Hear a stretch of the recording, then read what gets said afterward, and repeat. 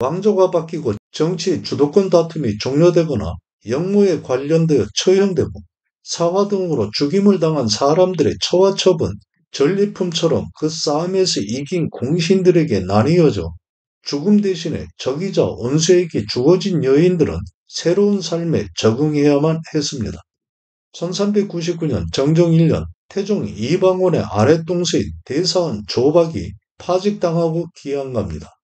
조박은 이백경이 그 아비 이거이가 취했던 기첩을 간음해 인륜을 어지럽혔다는 것을 이유로 탄핵하려 했는데 공신간 의리를 훼손했다는 것이 그 잘못이었습니다.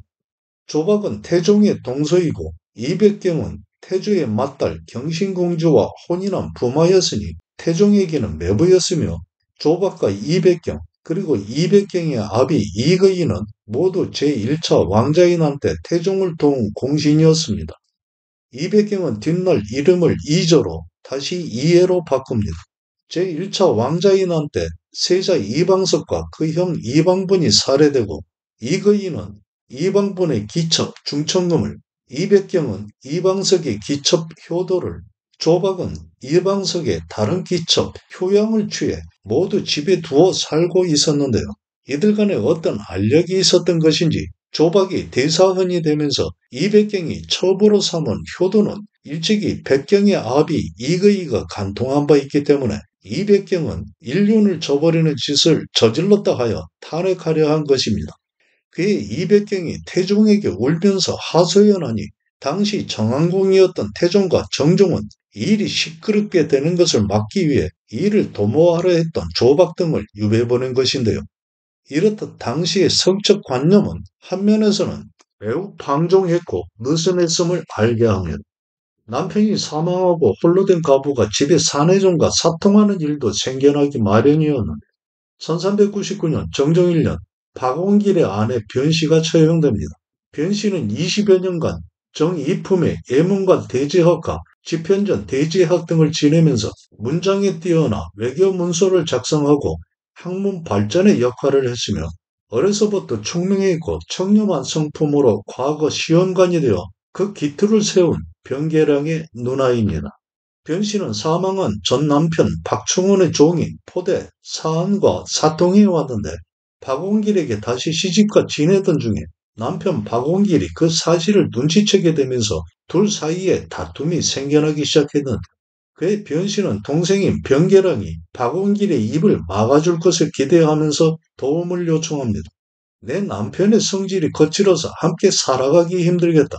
그러나 기대와는 달리 변계량은 누나의 말에 별다른 반응을 보이지 않았는데요.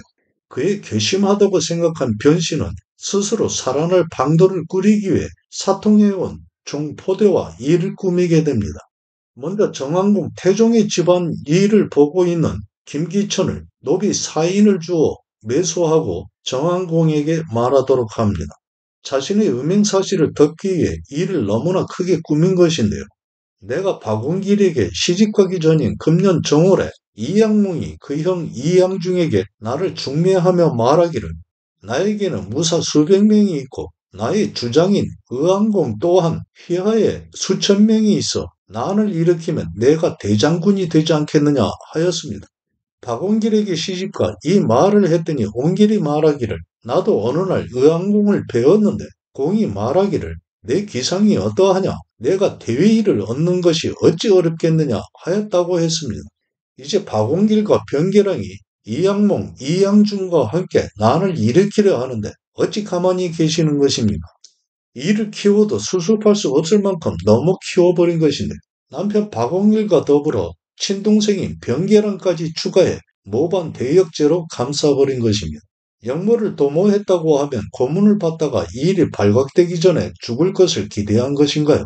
정한국 태종은 당시 임금이 정종에게 알렸고 그의 여러 공신과 대신들이 곤례로 모여든 가운데 박원길과 종 사한들이 잡혀와 국문당합니다.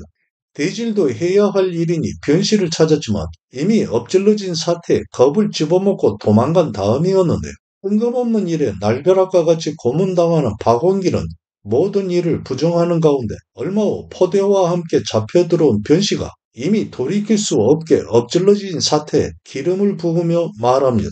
이양몽은 의왕궁 휘하의 우두머리입니다. 내 남편 박웅일과 더불어 의왕궁을 세울 것을 모의하고 장차 일을 일으키려고 했습니다. 그 말에 의왕궁과 아들은 그저 벌벌 떨며 통곡할 뿐이었는데요. 남편 박웅길과 중사하는 내려치는 곤장을 이기지 못하고 먼저 세상을 떠나갑니다. 종들과 간음해온 여인의 혀끝에 모두의 목숨이 달리게 된 것인데요.